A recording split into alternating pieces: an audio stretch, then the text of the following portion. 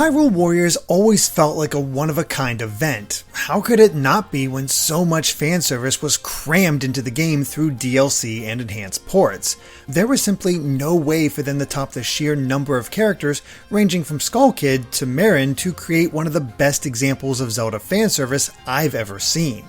But ingeniously, Nintendo and Koei Tecmo didn't try to top it. Rather, they stepped around it and created a project laser-focused on one of the most successful Zelda projects in years, Breath of the Wild. It instantaneously created hype as Age of Calamity served not only as a pseudo-sequel to the popular spin-off, but a prequel set during Ganon's rise 100 years ago. However, this isn't a prequel in the traditional sense, as right from the beginning, the new egg-shaped Guardian is stirred from an old box in Zelda's room as Calamity Ganon is taking over Hyrule. It somehow is able to open a portal in time and jump back into the past, before Link has acquired the Master Sword or Zelda recruited the champions. The question remains though, what changes will this little Guardian cause? Is everything destined to fall in the Calamity, or is another future possible? It's a question that hangs over much of Age of Calamity's story, instantly keeping me engaged and more than a little worried. I wanted to see more of what was teased in Breath of the Wild's flashbacks, but would time travel muck everything up as it's wont to do?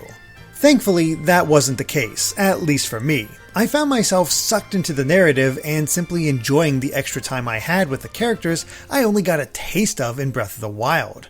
It does a lot in fleshing them out, and each champion has more than a few moments to truly shine.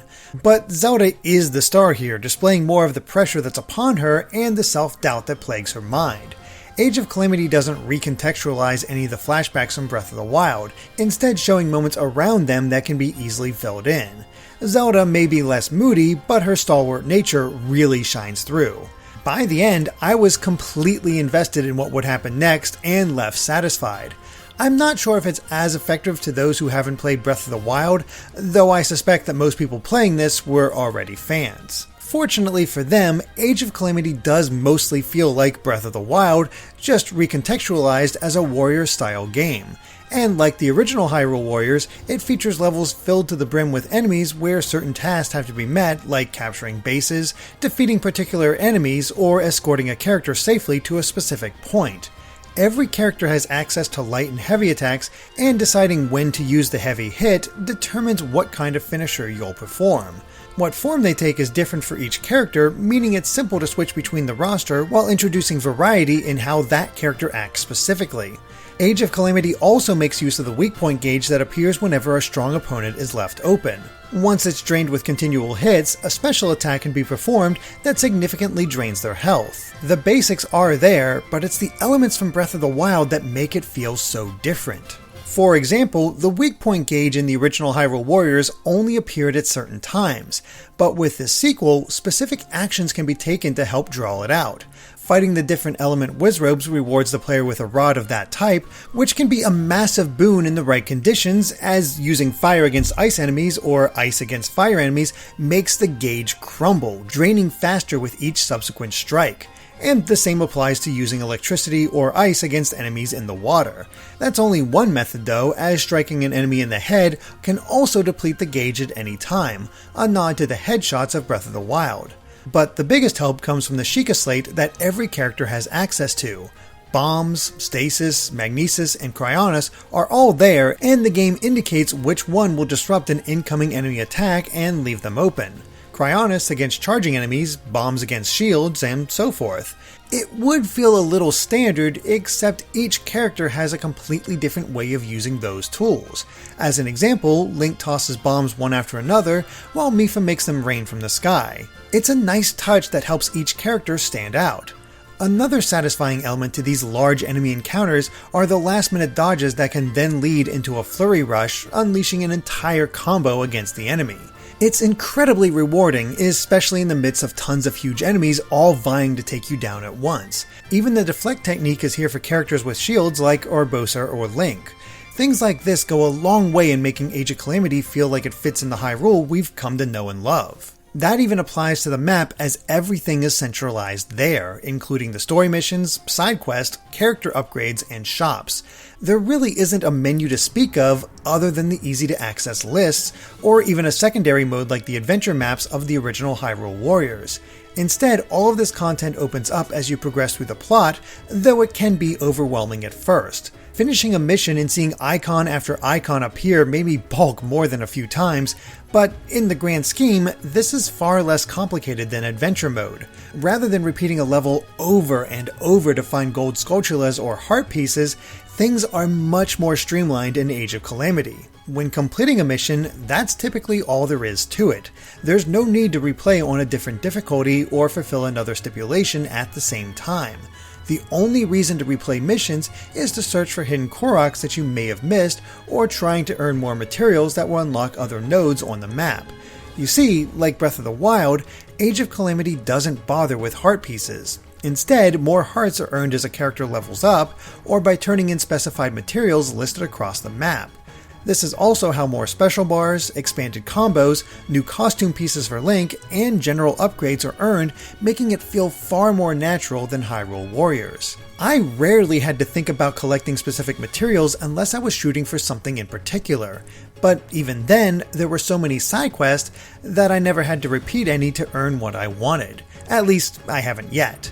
It will inevitably happen if I decide to go for 100%, but at 60% completion, I still have loads of extra missions to work through. It's not necessary to play missions for every material either, as the shops dotted around Hyrule often contain the goods necessary to proceed.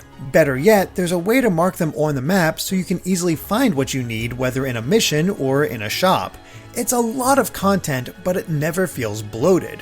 That said, the side quests did have me doing a lot of similar tasks, but that's just the nature of a Warriors game. And again, compared to Hyrule Warriors, this is way more streamlined. I've seen players claim 100% completion around 100 hours, which is only a fraction of what it would take to do the same in the original game. Beyond the materials earned from defeating monsters and completing missions, the characters used will also earn new weapons. Each one can have a seal that affects the stats of that character in some way, such as a faster special charge time, better material drop rates, greater damage with certain techniques, and more. It's certainly useful, but even better is the blacksmith, where it's possible to fuse the weapons, raising their level, increasing their damage, and most importantly, possibly stacking the seals. With the right fusions, the weapons can become downright devastating, though honestly, I never figured out the proper method of fusing them to get the best seals. I made it work with what I knew, but the tutorial never felt sufficient, and that was especially the case as the blacksmith upgraded further as I progressed. I made do, but it always felt like happy mistakes rather than true design.